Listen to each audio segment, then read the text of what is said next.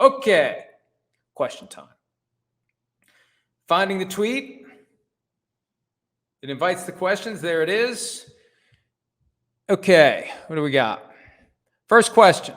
By the way,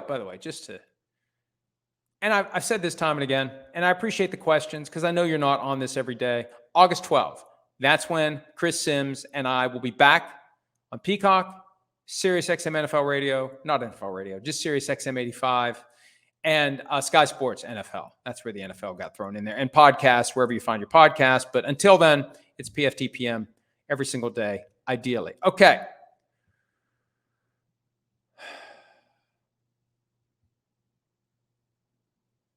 Dan Mushman.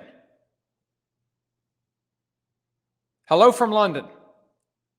If Dak leaves the Cowboys next year as a free agent,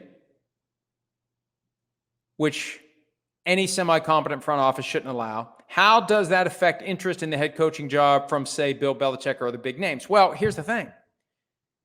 If you fire Mike McCarthy after this season or not renew his contract, which is still the same thing, but people who don't renew someone's contract will say, well, we didn't fire him. We just didn't renew his contract. Well, he still wanted to work there.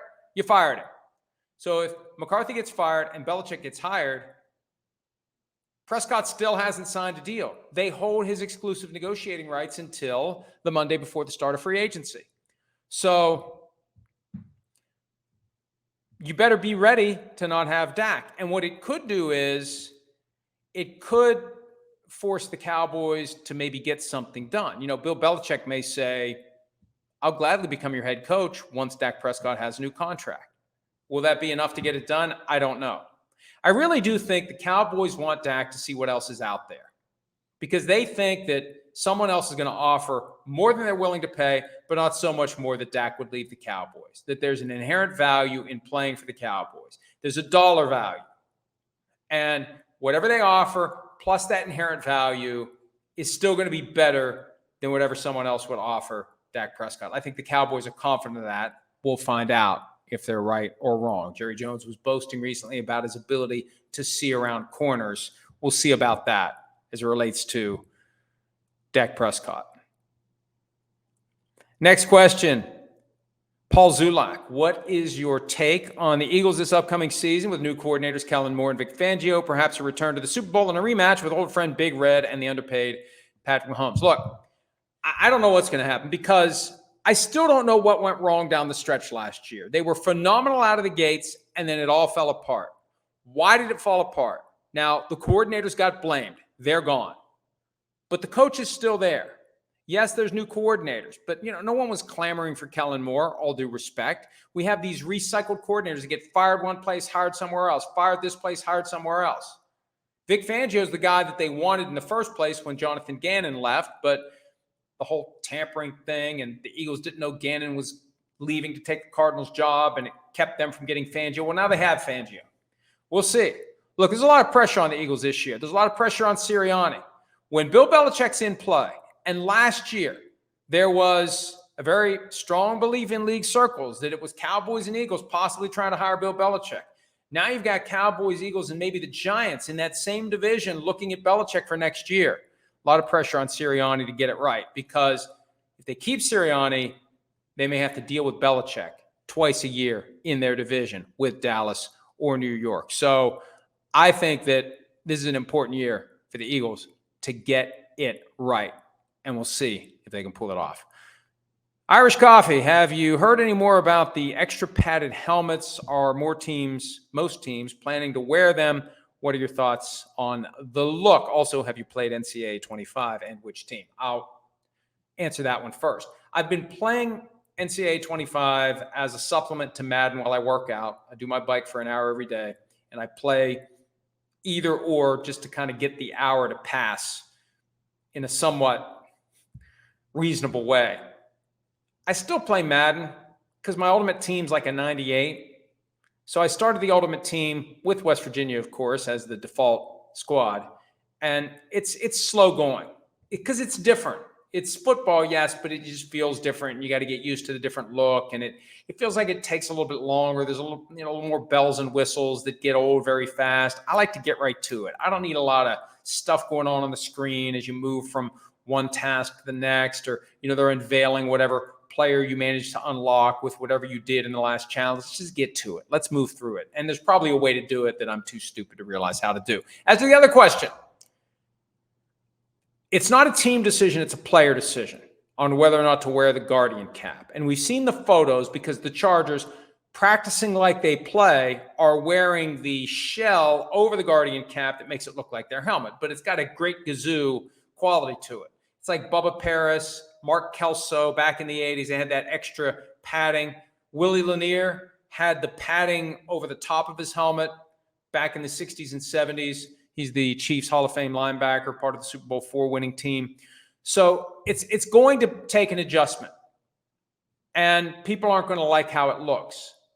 What are they going to do? Are they going to not watch football? I mean, most recently, Geno Smith said he might wear one. Quarterback wearing one? It's going to take some time to get used to. But we got used to all these funky helmets with gaps and holes and divots and twists and turns, and they look nothing like the old smooth helmets. We got used to that. We'll get used to this. The one question I have, and I've been trying to think of how best to articulate it, so I'll just go ahead and articulate it, and if it works, it works. If it doesn't, it doesn't. The NFL's effort to make the game safer and safer. And on one hand, you can say, hey, good for them. Bravo. You're doing the right thing. Also, you had a pretty significant liability. Nothing like the Sunday ticket liability in the grand scheme of things, but a pretty significant liability because of years of downplaying the risks of concussions and not explaining it to players or protecting them from it. Not that many players would have said, oh, thanks for telling me I'm not going to play football anymore. But still, it blew up on them. The concerns that parents won't let their kids play football, that was an issue. That's what's driving it. But also the idea that they want to play more games. How do you go from 17 to 18 unless you keep making the game safer? How do you go from 18 to 19 or 19 to 20 unless you're making the game safer? The Guardian cap works. It makes the game safer. How can you say no to that? But I've said for years now, at some point the NFL is going to cross a bridge that is going to open the door for somebody with a lot of money to say, we're going to set up a football league that plays its games in the fall, that competes with the National Football League, and that turns the clock back to the 80s and the 90s when players were beating the crap out of each other. And they didn't mind it, and the fans loved it. There's a segment of the fan base that I think would flock to that. And if they can't tolerate the look of the Guardian caps, that may be the thing. I mean, football, as I said last week, it's a very visual medium. And the helmet has always been, I remember when I was a kid, like there were these NFL books that showed the evolution of the helmet and how it looked different over the years. And just the helmet is that tangible thing that screams out football. You put that big mushroom on top of it, and, it's, I don't know if that the skin the Chargers are wearing kind of packs it down a little bit because they do look very large and very cumbersome. That may turn some people off, and that may be the thing. And I've been waiting for that thing, and I'm surprised it hasn't happened yet, that someone has said we're going to play football the old school way. And everyone's going to sign a waiver, and everyone's going to be fine with it, and everyone's going to understand these are the risks. And there are far more brutal sports out there than pro football as it's currently constituted. Just watch UFC. I don't even watch it anymore. It's too brutal. It's too much. But nobody ever says boo about that. But with football, it's like, oh, they got to shut the sport down. So all I'm saying is, as the NFL skews safer and safer, there's an avenue there, and the NFL is going to potentially pave that space for someone else to come in and get rid of the Guardian caps and get rid of all the rule changes and spin it back to the 80s and the 90s, and maybe this Guardian caps thing, which I fully support, but maybe it's the thing that does bring to fruition something that could be a real problem for the NFL. Football played the way it used to be played, rough and tumble and brutal as some other sports that we see all the time. Next question. Tom Marshall, could Sean Payton's seat warm up if the Broncos have a bad start to the season? It seems like the Walton Penner Group is committed to Sean Payton. He's only entering year 2, and he's got a big salary that would have to be bought out. But you know what? What is it, like $20 million a year? in the amount of time that we've talked about it, Walmart has made $20 million. Oh, wait, they made another $20 million. Oh, they made another $20 million. So, and it's a write-off too. You get tax benefits and whatnot. I know that two things. One, the current owners of the team are committed to turning this thing around. It's the longest a Super Bowl winner has ever gone without getting back to the playoffs. They won Super Bowl 50 to cap the 2015 season. They haven't been back to the playoffs. 16, 17, 18, 19, 20, 1, 2, 3, 8 years. John Elway, I believe on Pardon My Take, said his biggest regret was not drafting Josh Allen. He did draft Paxton Lynch, traded up, I think, to draft Paxton Lynch. So they've had bad quarterback play.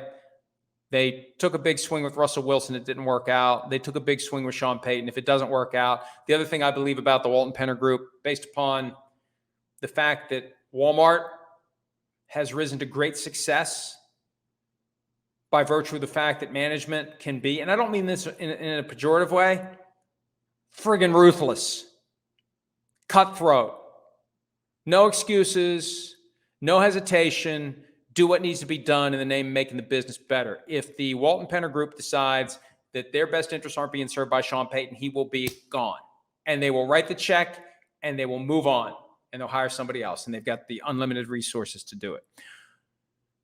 Burn unit. Was the Sunday ticket transcript expensive and hard to get through the courthouse, or did you have to hire somebody independently to get it and mail it to you? You know, people really are interested in this whole Sunday ticket case, the ins and outs, the twists and turns, the 2,500-page transcript. I'm somewhere in the 1800s now, so I'm getting there. I keep saying that. Eventually, one of these days, I will get there. It's a fairly simple process. You track down the name of the court reporter. You get in touch with the court reporter. You ask for the price quote. You send the money, and you get the transcript. And this, there's another secret about it. It's $3,000 for the transcript. $3,000. But in hindsight, it's been money well spent because we have, I think, I'll leave it to others to decide. I mean, I know for myself, I get a lot of satisfaction from the fact that we have covered this case. The gap between the way we've covered it and everyone else has covered it is enormous. And it's right in my sweet spot.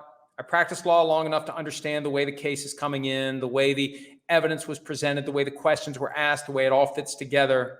And I've found a lot of great stuff relating to the case, relating to other things. There's still more to come.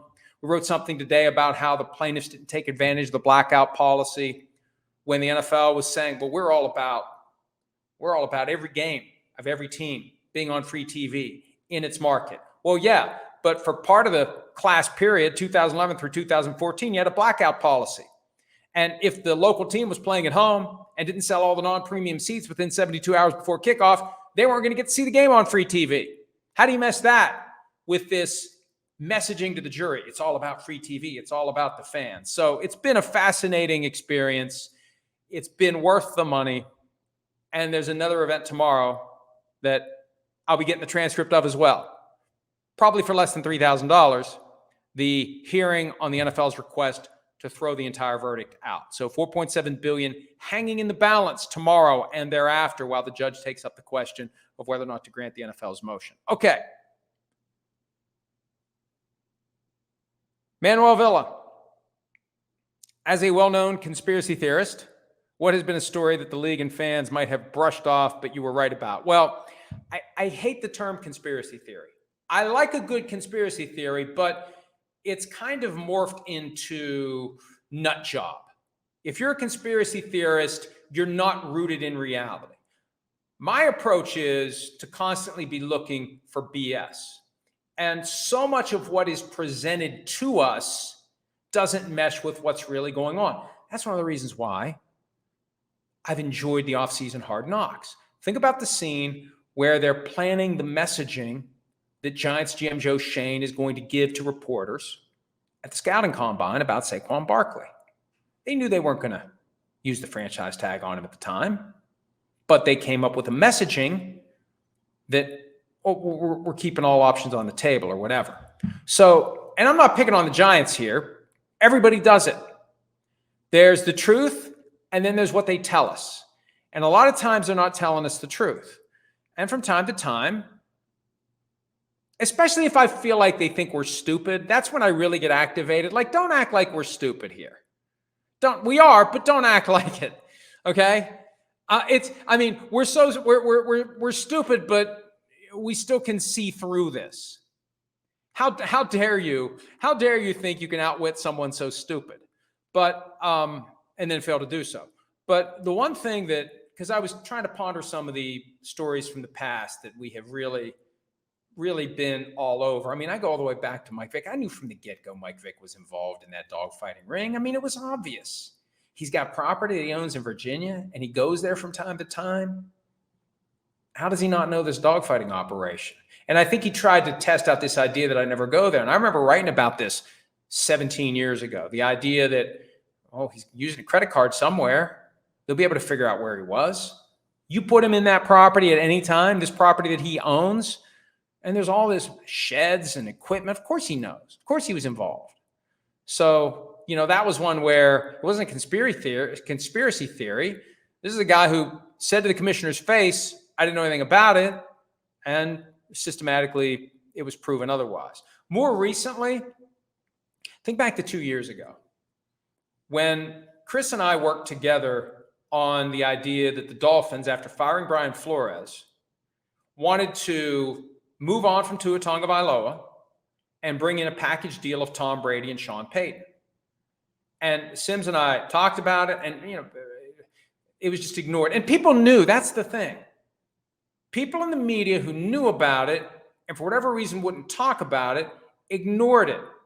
And then lo and behold, right around the time of the Hall of Fame game, this week, 2 years ago, Stephen Ross and the Dolphins got whacked for tampering with Tom Brady and Sean Payton, and it all came out. And I think to the dismay of Mrs. Brady at the time, it wasn't long after that he left training camp for like 10 days. He's lining up this gig in Miami, and she might not have known about it, but we did. And, it's funny. And I really don't care. Like, when we go out on a limb with something like that and we're right, no one ever says, hey, you were right. But if you're wrong about the dumbest little thing, that isn't even a report, just you predict that somebody's going to win a game and they don't, you never hear the end of it. But that's okay. As Charles Barkley said earlier this year, as long as the postman shows up on the 15th and the 30th with the check, I really don't care. All right, another question. Manuel Villa, does St. Louis ever get an NFL franchise again, or are they on a figurative blacklist? I think at some point, and I firmly believe St. Louis is a viable NFL city. Look at the number of fans that packed the stadium where the Rams used to play for the Battlehawks of the XFL, or now the UFL, but they did it for both. St. Louis should have an NFL team. Stan Kroenke shouldn't have left. They lied and cheated their way out of town as it relates to the way the NFL's relocation policy is supposed to operate. This was an inside job where the NFL allowed it. Kroenke wanted to go to LA. There were truths not told to the people in St. Louis, and then they moved. St. Louis should have a team. I don't know that St. Louis is going to get one anytime soon. Would a team move there again? They've had the Cardinals move to town. They've had the Rams move to town. Both left. Would someone move there? Maybe. Would an expansion team go there? I don't know. Now, I think as time goes by and people who were involved in this fight with St. Louis on both sides, the legal fight that resulted in a massive, not 14 billion, less than 1 billion, massive before the Sunday ticket verdict settlement with St. Louis. Once you get the personalities out of there, the hard feelings start to dissipate, and it's all about money. If it's ever in the NFL's best financial interest to put a team in St. Louis, they will put a team in St. Louis. They will swallow their pride. They will let bygones be bygones, and they will put a team in St. Louis if they think it makes sense financially. And I had someone suggest via email yesterday, and this is one of those that, maybe I am stupid because I should have thought of this. With the NFL having to come up with $14 billion, the easiest way to do it is expand the league and sell franchises. If the final number is 14 billion, let me do the math here real quick. I should probably be able to do it in my head, but I want to get this right. Let's go with 14-1. 14-1 divided by 4. $3.5 billion. Hell, the expansion fee would be more than that. Teams are worth like $7, $8, $9 billion now. You could have 2 teams. The math is easier there. $7.05 billion expansion fee.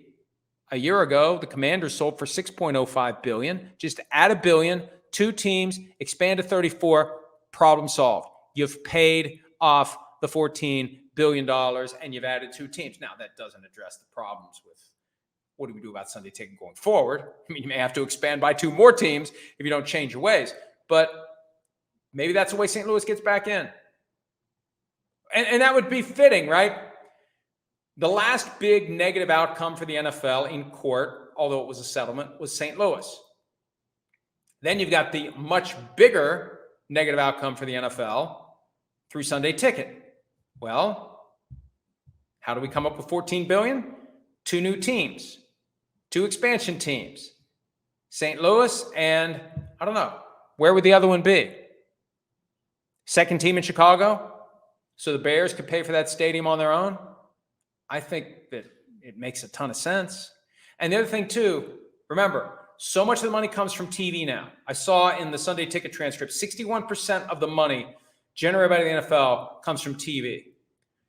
You could pick smaller markets and smaller stadiums because it really doesn't matter. And look, you price the tickets accordingly.